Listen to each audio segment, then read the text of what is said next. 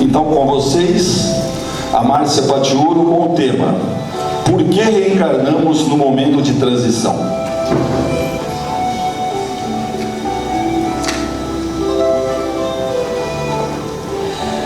Muito bom dia a todos. Que essa paz que nós percebemos no ambiente permaneça em nossos corações.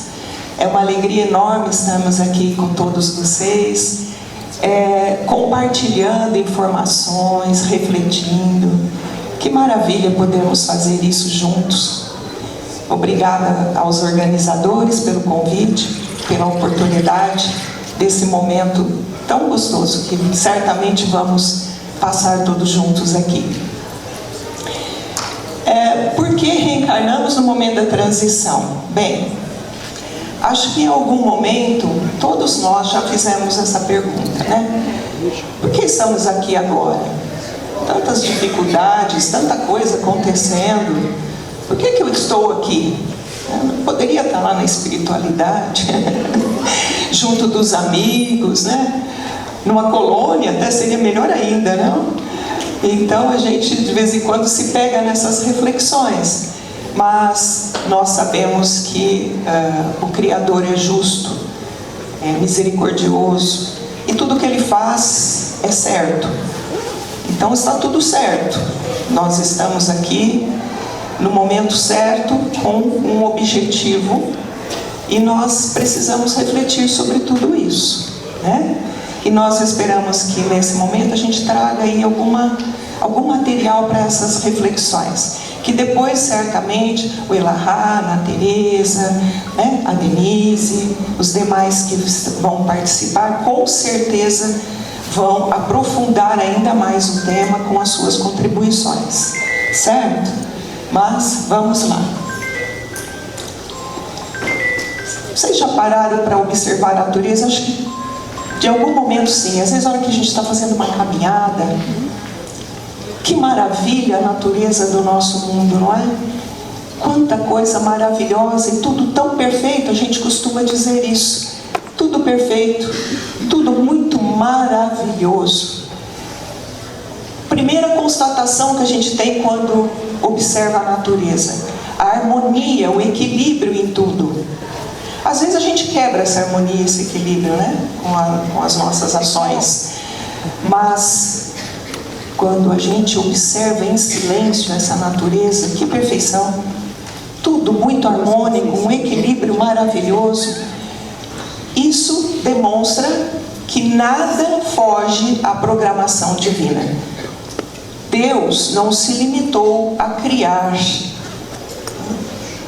Conta com a contribuição do tempo e submete tudo à ação da lei de progresso. A criação, minha gente, não é estática. Nem mesmo os espíritos que atingem a perfeição não tem mais nada para fazer, muito ao contrário.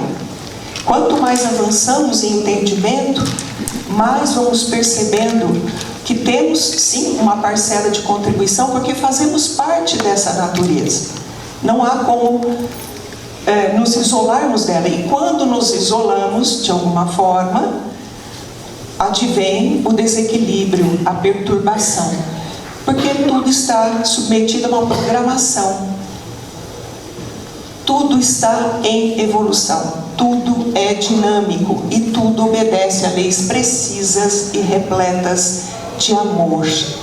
Aquilo que não corresponde ao amor é criação dos homens, criação nossa, que ainda não compreendemos os desígnios divinos. Quando a gente fala de leis de Deus, leis divinas, nós estamos falando da expressão da vontade do Criador, através das suas leis. E a gente aprende no Espiritismo, essas leis são inexoráveis. Inexorável significa que elas são imutáveis e eternas. A vontade do Criador não sofre alteração. Ela é imutável.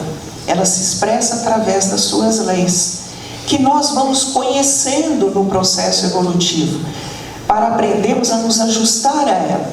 Então faz parte desse processo ajustar-se às leis divinas, porque é aí que nós nos aproximamos do Criador e conhecemos a real felicidade. Antes disso, nós estamos ainda no caminho, estamos fazendo o percurso, né? Eu trouxe aqui, eu não sei vocês, mas eu amo astronomia. Sabe por quê, gente? Eu, às vezes, à noite fico olhando aquele céu maravilhoso, estrelado, ou quando, às vezes, pela internet, né, olhando algumas fotos de telescópios espaciais como Hubble, agora mais recentemente James Webb. Fico olhando isso tudo e fico maravilhada, porque através dessas fotos, através dessas descobertas astronômicas, a gente consegue visualizar a grandiosidade da criação. E percebemos que essa harmonia, esse equilíbrio de que falei agora há pouco, está no macrocosmos como está no microcosmo. Está em toda parte, né? Então, às vezes a gente se retém a observar apenas a natureza do mundo que nós temos acesso, mas tudo, né? O macrocosmo, o microcosmo, as reações a nível celular, a nível atômico, tudo está submetido a leis precisas, maravilhosas. Não sei o que aconteceu aqui. Pessoal aí da técnica, por favor.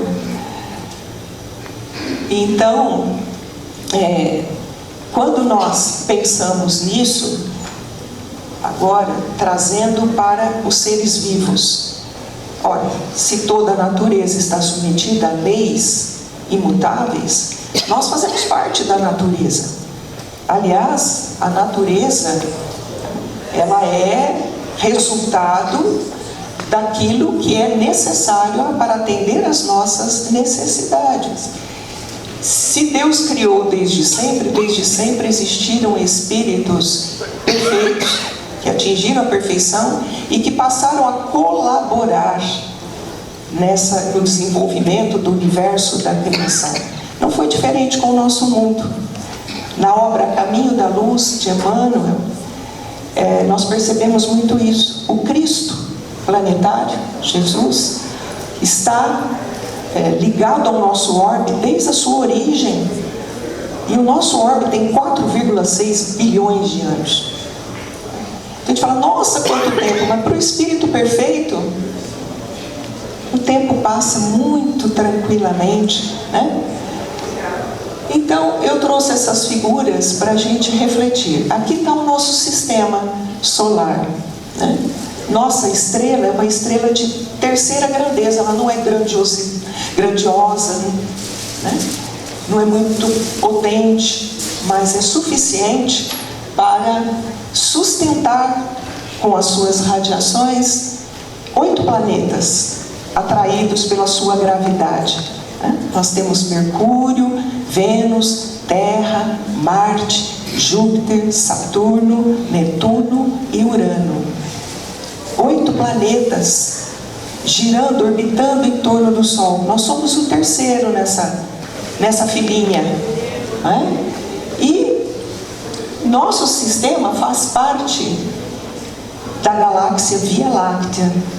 Interessante, eu não sei se aqui a gente tem como... Não temos como apontar, mas o nosso sistema está no finzinho de um desses braços da nossa galáxia. Está na periferia da galáxia. É muito interessante isso, eu gosto de ressaltar isso, porque às vezes há aqueles que acham que nós somos assim, super poderosos, detentores, né, de um conhecimento. Nós moramos na periferia da galáxia, viu, gente? Quanto mais para o interior da galáxia, mais evoluídos os sistemas. Então, nós temos muito que aprender ainda, temos muito que avançar. Mas, essa última foto aqui, esses pontos, essas manchas luminosas que vocês estão vendo, não são estrelas, são galáxias, são fotos do telescópio Hubble. E a Agência Espacial Canadense, analisando as fotos do Hubble, concluiu que nós temos cerca de 1 trilhão de galáxias no universo observável. Quer dizer, aquilo que já deu para a gente capturar as imagens, cerca de 1 trilhão. Olha, cada galáxia pode ter de 200 a 600 bilhões de estrelas em média, algumas mais, outras menos, umas pequenininhas, outras grandiosas, pode chegar até 1 trilhão de estrelas. Gente, não dá para imaginar o que é isso em termos de criação. Por isso que Jesus dizia: o Pai trabalha até hoje, e eu também, Ele junto ao nosso orbe. E o Criador não se limitou a criar, Ele sustenta a criação. O seu pensamento está interpenetrado em toda a criação. Por isso que nós aprendemos que Deus está em nós, está em toda parte. O seu pensamento está presente em tudo. Por isso que Deus tudo sabe, tudo vê, né? Então, e essas fotos para mim mostram a grandiosidade, a precisão das leis divinas, que não atende apenas às necessidades de ordem material, mas também de ordem moral, espiritual. Porque Deus nos cria simples e ignorantes numa longa trajetória até a perfeição.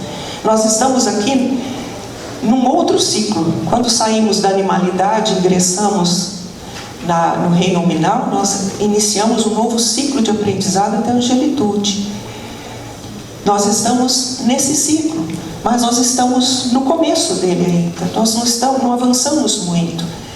Saímos da fase primitiva, atravessamos a fase de provas e expiações, mas os espíritos da codificação nos alertam: ainda há muito o que aprendemos e desenvolvemos.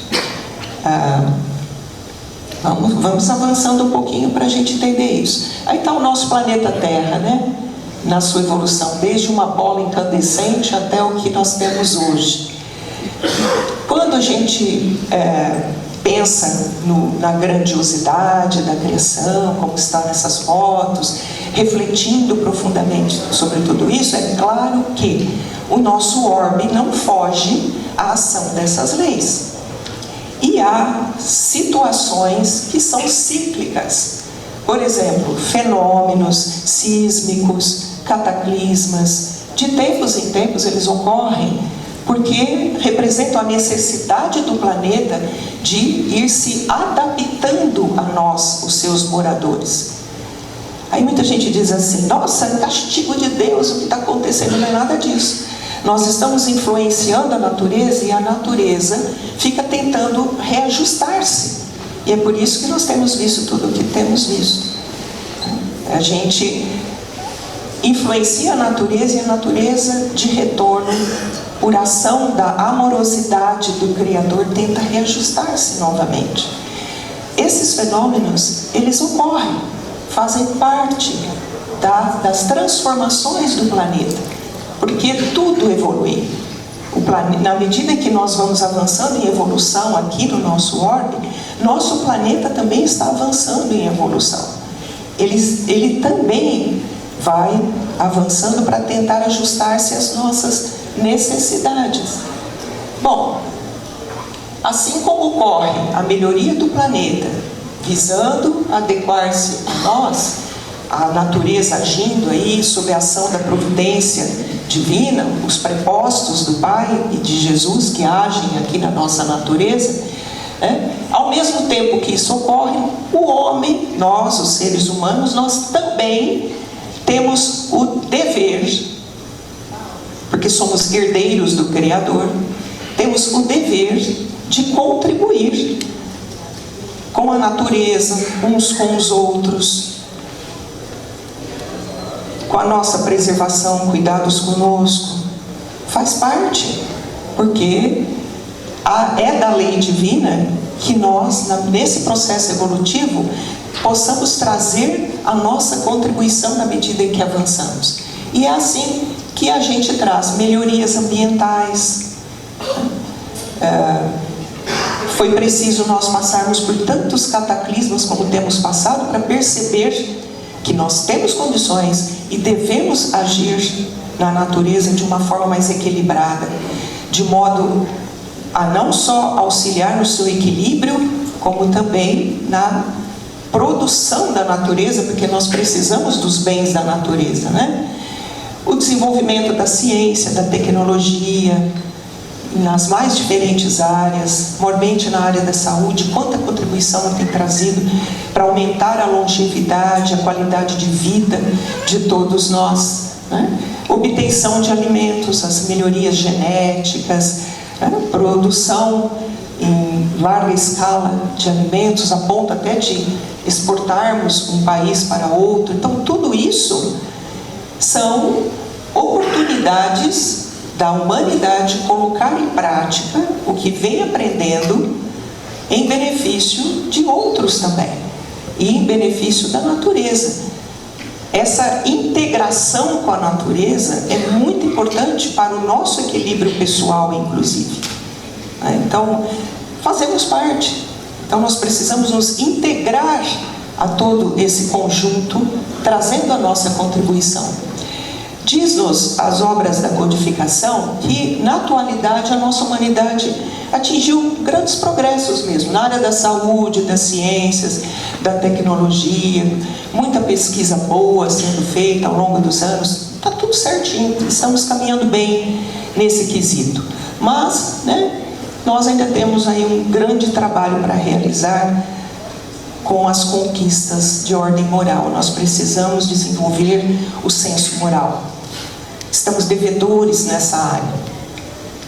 Aliás, por essa razão que nós temos visto ao longo da história, muitos recursos na área da tecnologia, da informática, das ciências do modo geral, muitas vezes sendo canalizado para o mal. Por quê? Porque nos falta o desenvolvimento do senso moral. A inteligência se desenvolvendo e a gente não sabe o que fazer com os recursos que vamos obtendo. E aí, muitas vezes, caímos nas armadilhas, das paixões inferiores, das más tendências que ainda temos, e acabamos por canalizar tudo que temos obtido com esforços, tudo que é permitido pela providência divina, canalizando muitas vezes para o mal. Essa é a situação atual do nosso planeta. Inquestionavelmente, podemos chegar a essa conclusão junto com os espíritos da codificação. Entendendo assim, nós podemos dizer que nós temos, portanto, grandes desafios pela frente no campo moral. Acredito que, na medida que outros irmãos forem trazendo a sua contribuição, mais coisa vai ser trabalhada com relação a isso. Mas podemos sinalizar algumas coisas que estão bem evidentes na atualidade, A questão do orgulho e do egoísmo. Kardec já falava disso desde o Livro dos Espíritos, 167 anos lá atrás. Kardec já vinha alertando: olha, orgulho e egoísmo são as grandes chagas da humanidade. Aí, de repente, claro, nós temos, com as iniciativas que surgem no meio espírita, muitos de nós temos, às vezes, a oportunidade de praticarmos boas coisas, nos envolvermos com boas atividades, no campo da assistência social, ou atividades voluntárias. Quanta alegria isso nos traz. Quem está envolvido em atividades assim sabe do que eu estou falando. Quanta alegria isso nos traz, quanta satisfação. Por quê? Porque é uma forma de vencermos o orgulho e o egoísmo. Eles são os pais de todas as chagas que nós carregamos. Pensa: ciúmes, vaidade excessiva, vícios morais, físicos. O que você quiser colocar na sua lista são filhos diletos do orgulho e do egoísmo. Se você remontar a origem do problema, você vai encontrar que é o orgulho e o egoísmo. Então, para esses dois digamos assim, essas duas imperfeições que nós ainda carregamos, nós precisamos direcionar todos os nossos esforços nesse período de transição que nós estamos, né? Mesmo porque, eu até coloquei aí, nós estamos vivendo uma época de muito descaso com o sofrimento, com a dor alheia. Aí vocês podem dizer assim, não, mas conheço muita gente. Eu também conheço bastante gente. Mesmo assim são minoria. Se nós pensarmos na humanidade como um todo, nós estamos vivendo uma época, Joana de Ângeles nos alerta com relação a isso no seu livro Vidas Vazias, esse resfriamento que ocorre por causa do materialismo. A gente foi deixando o materialismo se imiscuir em todas as nossas instituições, ditando regras, conduzindo nossas vidas, e o mundo de um modo geral, as pessoas de um modo geral ainda se creem como sendo um corpo e como tendo só essa existência. Então somos minoria ainda. A imensa maioria ainda vive no mundo pensando em obter do mundo o que puder, retirar do mundo o que der, porque não sei quanto tempo vou ficar aqui, não sei quando vou ser chamado de volta. Às vezes mesmo no meio espírita a gente escuta isso, uma pressa, né? Uma pressa danada. Nossa, preciso fazer, preciso realizar, preciso... O indivíduo nem respira direito, porque está preocupado com o fazer agora, aqui, nesse momento, se esquecendo que nós vamos ter a contribuição do tempo, a imortalidade ao nosso favor. A questão dos preconceitos, vamos precisar vencer, outro grande desafio, né? Preconceito de gênero, preconceito étnico, religioso, tudo veio à tona nesses momentos, né? Principalmente depois da pandemia, tivemos bastante tempo reclusos para pensar. O objetivo era que percebêssemos as necessidades nossas e dos outros e uníssemos esforços em torno da fraternidade e da solidariedade, mas não aprendemos a lição. E ainda temos isso, preconceito. Vamos precisar trabalhar isso. A desigualdade social injusta, abusiva. Outro dia tomei contato com um dado alarmante, que recentemente pesquisas na área social dão conta de que nós temos na atualidade, só no Brasil, 30 milhões de pessoas vivendo a nível da miserabilidade, passando fome, gente. São 30 milhões. 30 mil para mim já seria um número absurdo. Agora, 30 milhões é muita gente. É muita gente, né? Então, essa desigualdade, o olhar para o outro, para a dor do outro, a miséria do outro, a doença do outro, a solidão do outro, a agressividade desmedida como ferramenta para a solução de problemas variados. Alguém pode dizer que não vê isso na atualidade? Eu me espanto às vezes de ver publicações, às vezes no Instagram, que a meu ver são até interessantes, e quando você vai ver o comentário, tem gente tacando pedra na pessoa, não é? E não só, aumentou muito a agressividade no ambiente dos lares, né, no âmbito das famílias, o egoísmo falando alto, né, conduzindo as nossas decisões, o nosso comportamento. A busca desenfreada do ter em detrimento do ser. Postura filha do materialismo. Preciso ter tudo que posso, tudo que der, porque não sei até quando vou ficar aqui, tenho que usufruir desse mundo.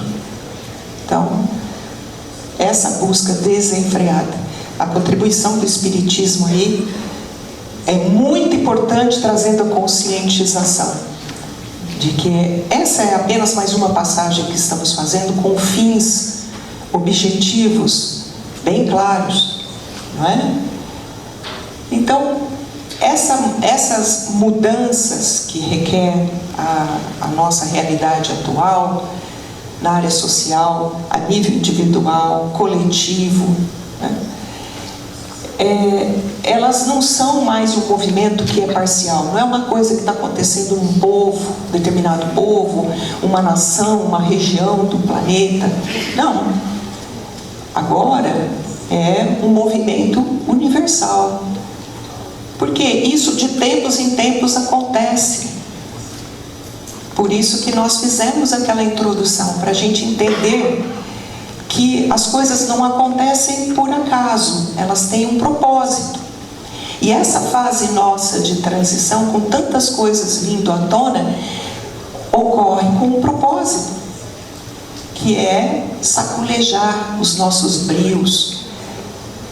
Nós atingimos agora uma maioridade, não dá mais para brincar de ser criançola, adolescente.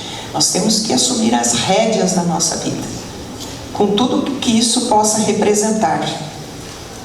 Então, é um movimento agora universal. Nós estamos vendo problemas e nas mesmas áreas, vamos dizer assim, acontecendo simultaneamente em diversos países, em diversos povos, com diferente entendimento, diferentes religiões, nível cultural, socioeconômico.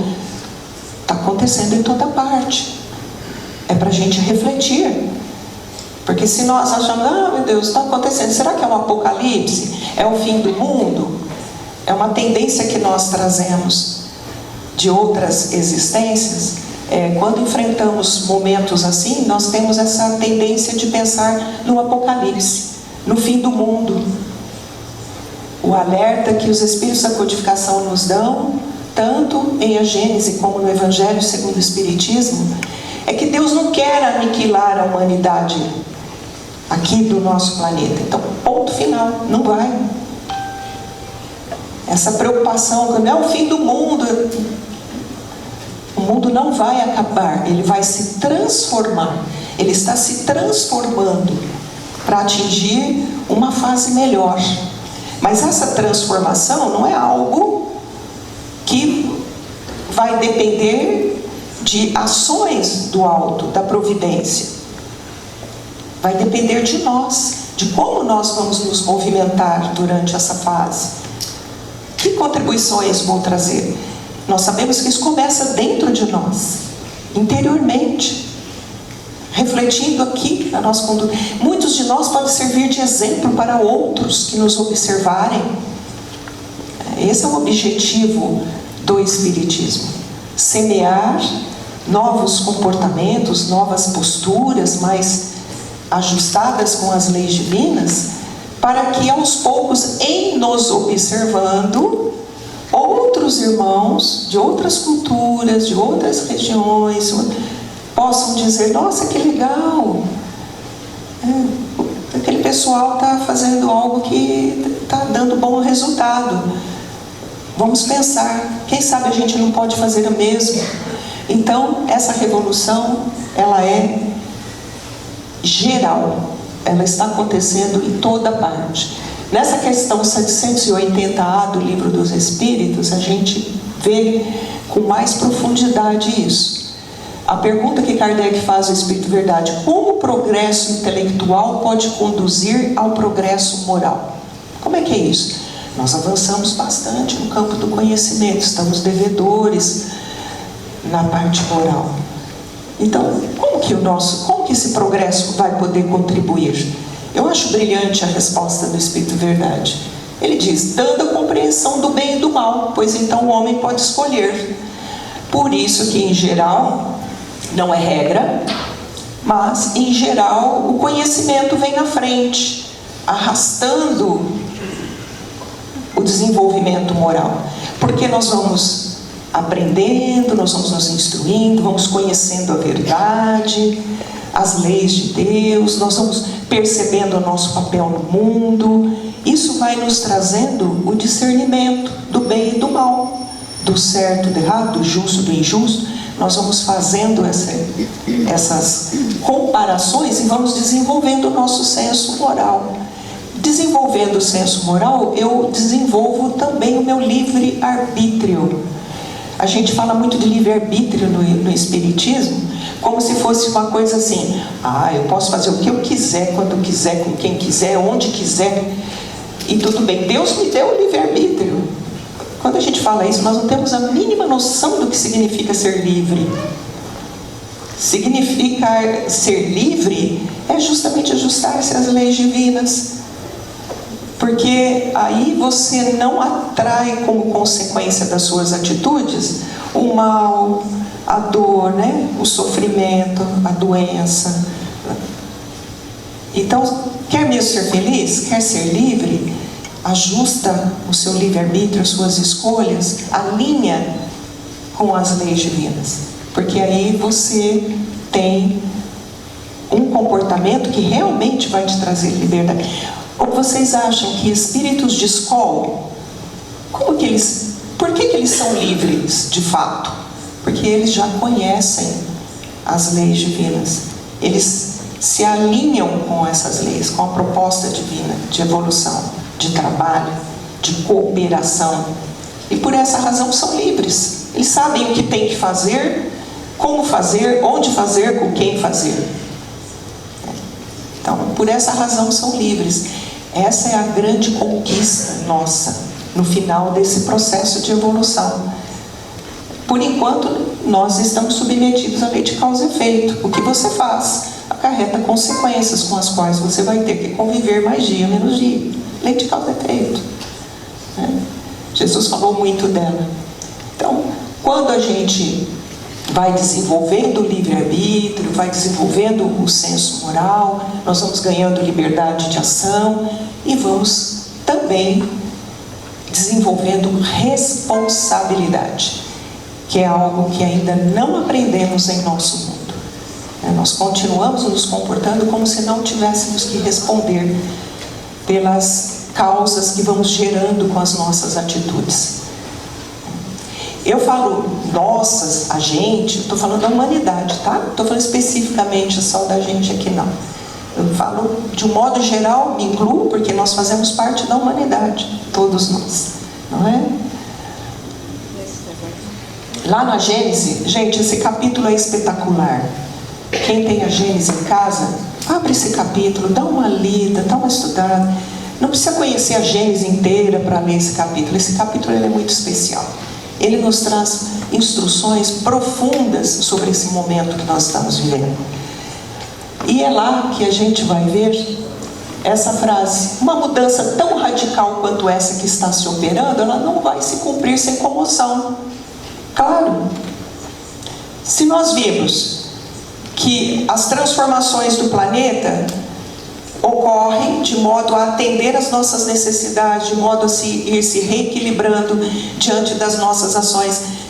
Se nós estamos passando por grandes transformações de ordem moral, derrubando paradigmas arcaicos para criar novos, a gente vai perceber que o mundo também vai ficar abalado, vai tentar ajustar-se a nós, não é? Não há comoção, não se faz sem comoção, a luta entre as ideias. Eu coloquei isso aí para ressaltar bem isso, mais uma vez. O mundo não está acabando. As comoções são principalmente no campo das ideias, porque é isso que precisa mudar. É isso que precisa mudar. Então tudo mais vai tentando ajustar-se, porque nós estamos integrados à natureza, ao cosmos. Tudo vai tentando se ajustar. Então muitas vezes a gente vê comoção aqui, comoção ali, na superfície do planeta, né? O que tem que mudar são as ideias. Então essas sim vão continuar sofrendo grandes abalos, porque precisam se modificar. Desse conflito vão nascer perturbações que são temporárias. Nossa, mas eu estou vendo isso já faz décadas. Interessante que o Espiritismo veio contribuir com essa fase, para ajudar a acelerar a fase de transição, que segundo eles, nesse mesmo capítulo da Gênesis, se iniciou há cerca de 100 anos antes. Então, minha gente, se o Espiritismo já está com 167 anos, coloca aí quase 300 anos que nós estamos nessa transição, e o Espiritismo veio contribuir para acelerar esse processo, porque na medida em que nós vamos percebendo, nos certificando da imortalidade, da reencarnação, dos objetivos das leis divinas, nós vamos nos integrando melhor a vida, né, a natureza como um todo, e vamos acelerando esse processo de transformação, tá? Então eles dizem lá que desse conflito de ideias que temos tido, vão nascer perturbações que são temporárias, claro, são necessárias. O mundo está sendo saculejado para que a gente reflita sobre outros aspectos. E então o terreno seja diluído e o equilíbrio restabelecido. Mas isso demanda empenho, esforço nosso, né? Tudo o que acontece na realidade material repercute na realidade espiritual. E é isso que nós estamos vendo. Nesse momento de grande agitação no campo das ideias, grandes perturbações, as pessoas em conflito umas com as outras, um choque de ideias, de comportamentos, isso ocorre também no plano espiritual, porque nós temos um número de desencarnados muito maior do que de encarnados. E grande parte dessa população de desencarnados estão interpenetrados aqui com a nossa realidade. Convivem conosco, aonde nós vamos. Então há esse compartilhamento por afinização. Afinidade no campo das ideias. Então a gente percebe que aqueles que insistem em permanecer dentro de uma conduta já arcaica, que não deveria mais ter no planeta, tem também as suas companhias, as suas inspirações, ou vocês acham que não? Assim como aqueles que estão com novos propósitos, querem renovar, também estão sob a influência de espíritos inovadores, progressistas, amorosos. Então, nós estamos vivendo esse momento de conflito no campo das ideias, que ocorre não só aqui entre encarnados, mas entre desencarnados e entre encarnados e desencarnados. Não poderia ser diferente. Somos espíritos, né? Esse intercâmbio ocorre desde sempre e vai continuar acontecendo. Então, nesses momentos, a natureza vai enfrentar momentaneamente perturbação, mas depois, quando tudo estiver mais, né, acomodado, a natureza também vai se acomodando. E nós vamos encontrar uma fase mais serena, mais tranquila, mais equilibrada, a natureza mais pacífica também. Faz parte. Bom, eu já me antecipei, né? Ocorre aí essa confusão até que se conclua a renovação no campo das ideias e do comportamento dos seres humanos. Essa marcha progressiva, nos fala Gênesis, ela ocorre de duas formas. Ela vem ocorrendo desde sempre. Não é só agora. É porque agora nós estamos encarnados, a gente está sentindo mais de perto essas transformações aceleradas, então a gente pensa que, nossa, não.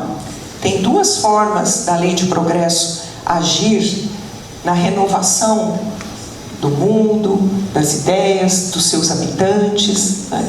Uma delas, a mais que nós mais conhecemos, é aquela transformação lenta, gradual, que vai acontecendo de geração para geração. Muitas vezes numa mesma geração você não percebe grandes mudanças, mas quando você dá uma olhada para 2, 3 gerações atrás, você fala, nossa, mudou bastante aqui nessa área, deu uma boa, né, mudada, progrediu aqui. Então isso acontece desde sempre, porque na medida que nós vamos para a realidade espiritual, aprendemos mais um pouquinho, voltamos com novas ideias, a cada geração as coisas vão se renovando. Essa nós conhecemos bem. A outra forma de acelerar o nosso progresso É assim com acontecimentos bruscos, quais os que vêm ocorrendo na atualidade. É um cataclismo moral, viu, gente? Moral. Cataclismo moral, eles colocam lá. Que é para modificar em pouco tempo as instituições que já vêm se arrastando dentro de um modo de agir, de pensar, que já não condiz com as nossas necessidades e não dá mais para a gente arrastar, né? Bom, ela não vai ser transformada por um cataclismo, porque, como eu já me adiantei, iria um cataclismo de ordem geral na natureza, poderia aniquilar a espécie humana. Não é essa a intenção divina e nem da sua providência. A geração atual, e aí não é a geração de 0 a 80 anos, 90 anos, não é a geração de provas e expiações, a geração atual, que ainda faz parte do nosso planeta, vai desaparecendo gradualmente para dar lugar a uma geração de regeneração. Vem substituindo aqueles que vão desencarnando, alguns são deslocados do nosso planeta, outros permanecem para novas missões. Então, esse é o momento que nós estamos vivendo. Essa geração que desaparece vai levar consigo os preconceitos, os erros, né? Que já vem praticando já de longa data, séculos, se não milênios, né?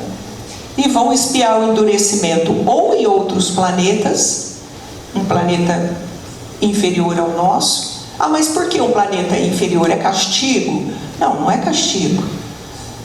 Não existe castigo. Isso aí a gente precisa parar de usar essa expressão, porque o que acontece é que o indivíduo vai ter uma oportunidade de aprendizado novamente. Ele passou por todo o período de provas e expiações e não aprendeu nada. Continua repetindo erros graves, atrapalhando o progresso daqueles que já querem alcançar o período de regeneração, estão trabalhando para isso. Então, vão ser deslocados para o mundo inferior ao nosso, que está entrando na fase de provas e expiações, para fazer de novo o aprendizado que não fizeram bem feito aqui, né? Ou vão encarnar entre povos que ainda estão pouco desenvolvidos, que precisam de ajuda, né? Um impulso de inteligência, de descobertas, para poderem se desenvolver. A nova geração que vai substituindo essa, vai se distinguir por uma inteligência, raciocínio precoces. Isso já vem acontecendo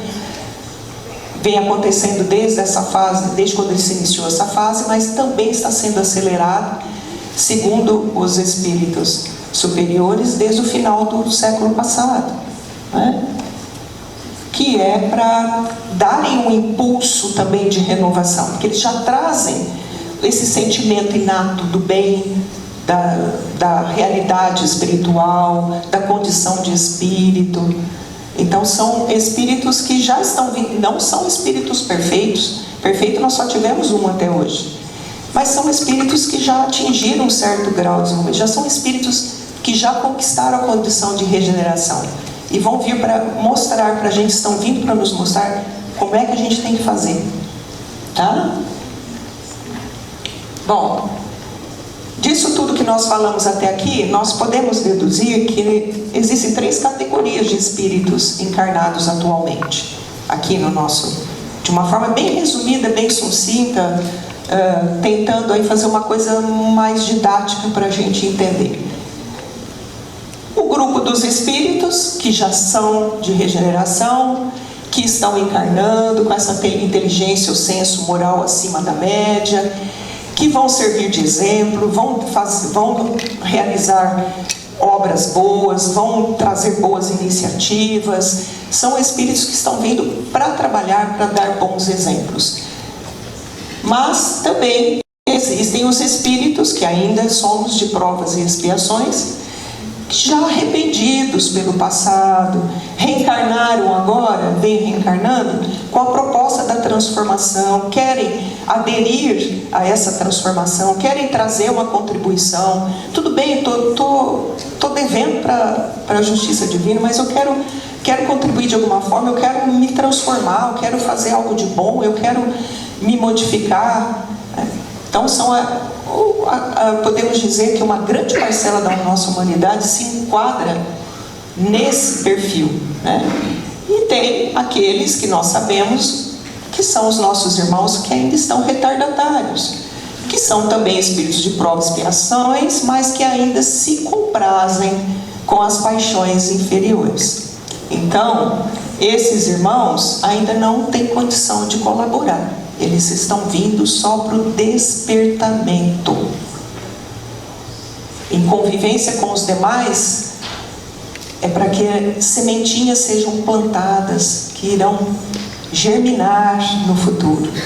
Então, a providência divina não está esperando grandes transformações neles. Somente a semeadura, diante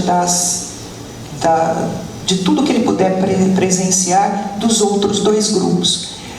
Podemos dizer, sem medo de errar, qualquer elemento pertencente a qualquer um desses três grupos pode não dar conta e pode decair moralmente, pode, persistir nos antigos erros, nas antigas paixões inferiores, e aí tudo é colocado na balança divina. O fato de você decair moralmente não significa que vai ser expulso do planeta. Nós não temos condições de avaliar isso em profundidade.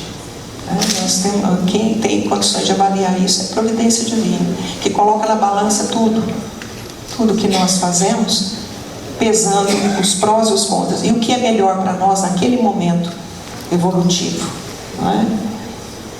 Então, o Espiritismo, sim, vai trazer uma grande contribuição, já vem trazendo. Essa é uma das missões do Espiritismo.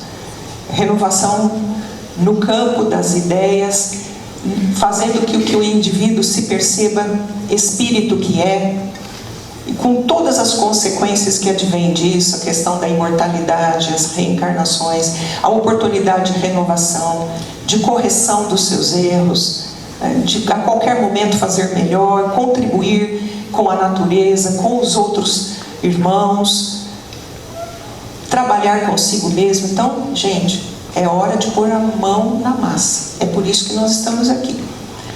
A qual grupo daqueles que nós pertencemos? Cada um de nós tem que fazer a sua autoanálise. Eu pertenço a qual desses três grupos? Quais são meus propósitos? Por que eu estou aqui? O autoconhecimento nos ajuda muito. Então, fazermos essa autoanálise e nos enquadrarmos. Qual é o meu grau de necessidade, de transformação, de aprendizado nesse momento? E investir nisso. Investir nisso. Por isso estamos aqui, nesse momento de transição.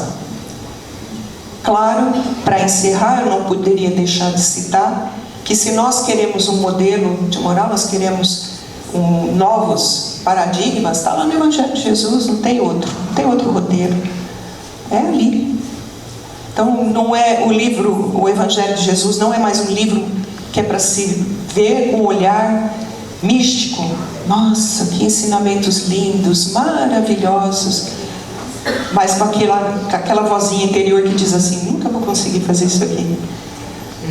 Não, Evangelho de Jesus é lição, é para estudar, é para pegar, abrir, ler, estudar. Onde eu já posso? O que eu já posso fazer? O que dá para fazer? Então, o Evangelho de Jesus é um código moral que nós temos, importantíssimo para esse momento que nós estamos vivendo. Então fica o nosso convite a todos, que nós possamos nesse momento unir esforços, trabalharmos juntos para a evolução de todos. Não existe ninguém pequenininho que não pode fazer nada. Também vamos tirar esse pequenininho que o Espírito adora falar. Não tem ninguém pequenininho. Nós não estamos nas primeiras encarnações, nós já encarnamos muito, nós já sabemos muita coisa. Está na hora de tirar tudo isso do fundo do baú, apresentar para a vida. Gente, se todo mundo começar a fazer isso, em pouco tempo nós vamos ter um mundo de regeneração. Que Deus nosso Pai, Jesus nosso Mestre, nos abençoe, nos ampare e nos fortaleça nas nossas lutas, que são prioritariamente interiores. Muita paz a todos.